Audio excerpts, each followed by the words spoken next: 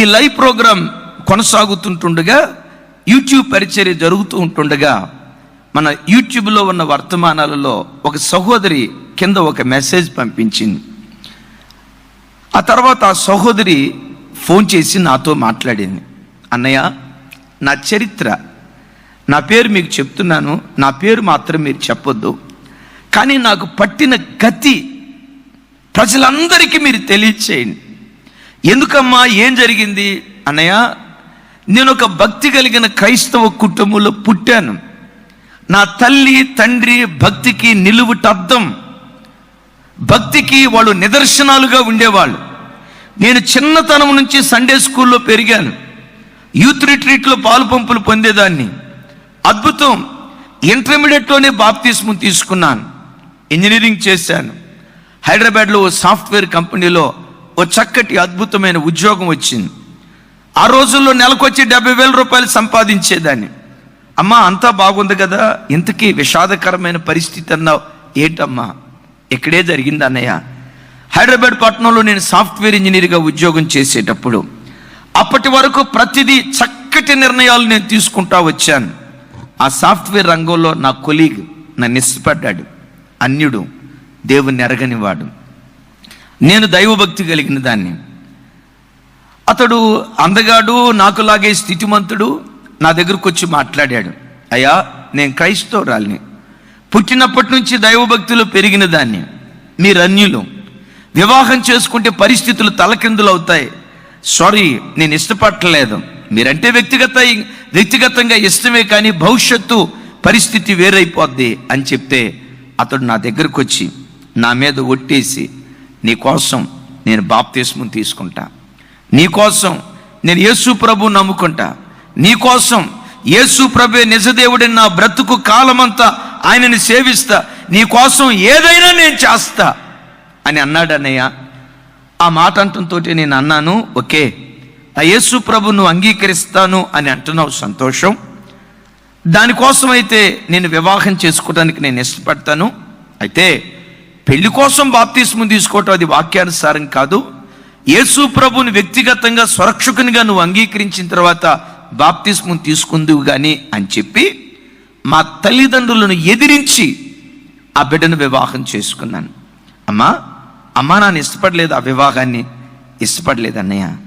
అమ్మ నాన్న ప్రోత్సహించలేదు అన్నయ్య. మరి వాళ్ళు ప్రోత్సహించకుండా ఎలా వివాహం చేసుకున్నావు? ఏముందన్నయ్య, తల్లిదండ్రులు 1 సంవత్సరం ఏమంటారు, బెట్టుగా ఉండటం. తల్లిదండ్రులు 1 సంవత్సరం బెట్టుగా ఉంటారు, ఆ తర్వాత వాళ్ళే మనకు బెట్టుగా ఉండటమే కదా, బెట్టే కదా. తల్లిదండ్రులు 1 సంవత్సరం బెట్టుగా ఉంటారు, తర్వాత కొడుకో కూతురో మనవడో మనవరాల్లో పుడితే వాళ్ళే పరిగెత్తుకుంటా వస్తారు. అమ్మా నాన్నల బొట్టలు వేయటం ఎంత పని అన్నయ్య అని అనుకొని అమ్మా నాన్నల్ని ఎదిరించి వివాహం చేసుకున్నాను అన్నయ్య. నేను తీసుకున్న ఆ ఒక్క తప్పుడు నిర్ణయం ఈరోజు చావాలో బ్రతకాలో అర్థం కాక గందరగోళంలో పడిపోయాను అన్నయ్య అంది. నాకు అర్థం కాక, అమ్మా అతడు బాప్తిస్మం కూడా తీసుకొని దేవుణ్ణి నమ్ముకుంటానన్నాడు కదా, ఇంకా అర్థం కాని గందరగోళం ఏంటమ్మా అన్నాను. అన్నయ్య, 6 నెలలు సజావుగా మా కాపురం సాగింది. 6వ నెల తర్వాత నా దగ్గరకు వచ్చి, నేను వెళ్ళే గుడికి నువ్వు కూడా రావాలి, నేను పూజించే దేవుణ్ణి నీవు కూడా పూజించాలి. ఏమండి, నేను బాప్తిస్మం తీసుకున్న పెట్టనండి, ఇంటర్మీడియట్లోనే యేసుక్రీస్తును స్వరక్షకునిగా అంగీకరించానండి. యేసు తప్ప మరొక మార్గం లేదు అన్న సంగతి పరిపూర్ణంగా నేను ఎరిగిన దాన్నండి. క్రైస్తవ్యంలో భక్తికి మారుపేరుగా ఉన్న కుటుంబంలో పుట్టి పెరిగిన దాన్నండి అని మాట్లాడుతూ ఉంటే ఆయన వెకిలిగా నవ్వి, నిజంగా నువ్వు అంత భక్తిగా పెరిగిన దానివైతే నన్ను ఎందుకు చేసుకుంటావు?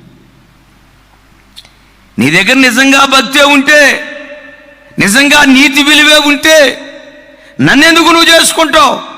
నీకు భర్త కావాలి అంటే నాతో పాటు నా గుడికి రా. నీకు భర్త కావాలి, కుటుంబం కావాలి అంటే నేను ఎక్కడికి వెళ్తాను అక్కడికి రా. నా ప్రాణం పోయే పరిస్థితి వచ్చినా నేను రానండి. పోలీస్ స్టేషన్కి వెళ్ళామన్నయ్య. ఏమైందమ్మా? పోలీస్ స్టేషన్కి వెళ్తే పోలీసు వాళ్ళు నన్ను చూసి ముఖం మీద ఉమ్మేసి, నీకు బుద్ధి ఉందా లేదా? ఎవరో కంటికి కంటికి కనపడిని దేవుని కోసం భర్తను వదిలిపెట్టుకుంటావా? భర్త ఎక్కడికి వెళ్తాడో నువ్వు కూడా అక్కడికి వెళ్ళాలి.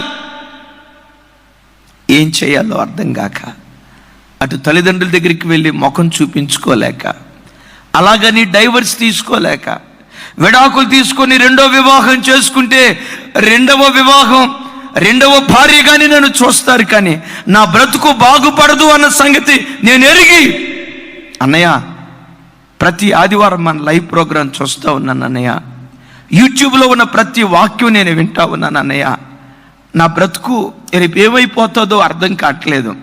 ఇంతకీ దేని కొరకు నువ్వు ఫోన్ చేసావమ్మా? ఆ చెల్లి ఏడుస్తుంది, అన్నయ్య నా పేరు ఎవరికి చెప్పొద్దు, కానీ నాకు పట్టిన గతి ఏ క్రైస్తవ సహోదరికి పట్టకుండా ఉండునట్లుగా ఒక చిన్న తప్పుడు నిర్ణయం బ్రతుకును ఎలా నాశనం చేస్తుందో క్రైస్తవ సమాజానికి తెలిసేటట్లుగా నా పరిస్థితి చెప్పమని మీకు చెప్తున్నాను అన్నయ్య. ఇంతకు మించి నేను మీ దగ్గర నుంచి ఏం కోరుకోవట్లేదు. ఆ బిడ్డ ఏడుస్తా ఒక మాట అంది, అన్నయ్య తల్లిని తండ్రిని దూషించేవాడు తల్లిదండ్రులకు దుఃఖపెట్టే ఆ బిడ్డల కళ్ళు లోయకాకులు పీక్కుని తింటాయని, వాని దీపం కారు చీకటిలో ఆరిపోతుందని బైబిల్లో రాయబడి ఉంది కదా. ఆ మాట లోతు ఆ రోజుల్లో నాకు అర్థం కాలేదన్నయ్య. తల్లిదండ్రుల మాటకు వ్యతిరేకించి నా సొంత ఆలోచన ప్రకారం అడుగు వేసిన తర్వాత అన్నయ్య ఆ వాక్యం ఎంత భయంకరమైందో ఈరోజు నాకు అర్థమైంది. ఈరోజు వాక్యం వింటున్న బిడ్డలారా, నీ జీవితంలో 99 మంచి నిర్ణయాలు నువ్వు తీసుకున్నా, ఓ చిన్న తప్పుడు నిర్ణయం నీ జీవితాన్ని అతలాకుతలం చేస్తుంది అన్న సంగతి గ్రహించు.